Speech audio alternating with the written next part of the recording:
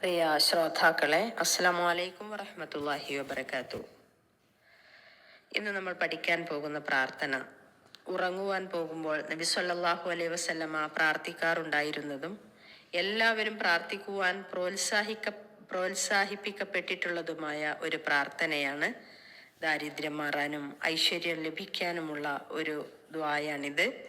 പ്രാർത്ഥന ഇങ്ങനെയാണ്: അല്ലാഹുമ്മ റബ്ബസ് സമാവാതി വറബ്ബൽ അർളി വറബ്ബൽ അർശിൽ അളീം റബ്ബനാ വറബ്ബ കുല്ലി ഷൈഇൻ ഫാലിഖൽ ഹബ്ബി വന്നവാ വമുൻസില തൗറാത്തി വൽ ഇൻജീൽ വൽ ഫുർഖാൻ അഊദു ബിക മിൻ ശർരി കുല്ലി ഷൈഇൻ അൻത ആഖിദുൻ ബിനാസിയതിഹി اللهم أنت الأول فليس قبلك شيء وأنت الآخر فليس بعدك شيء وأنت الظاهر فليس فوقك شيء وأنت الباطن فليس دونك شيء اقضي عنا الدين وأغننا من الفقر.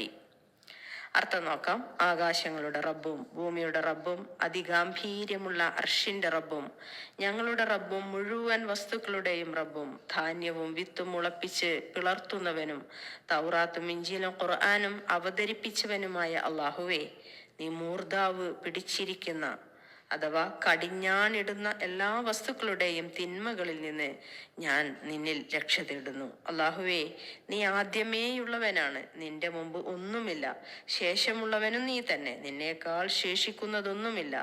നീ അല്ലാഹിറാണ്, നിന്നേക്കാൾ മുകളിൽ ഒന്നുമില്ല. നീ അൽ ബാത്തിനാണ്, നിന്നേക്കാൾ അടുപ്പമൊന്നുമില്ല. നീ ഞങ്ങളുടെ കടം വീട്ടുകയും ഞങ്ങളെ ദാരിദ്ര്യത്തിൽ നിന്ന് മാറ്റി ഞങ്ങൾക്ക് ഐശ്വര്യം നൽകുകയും ചെയ്യണമേ.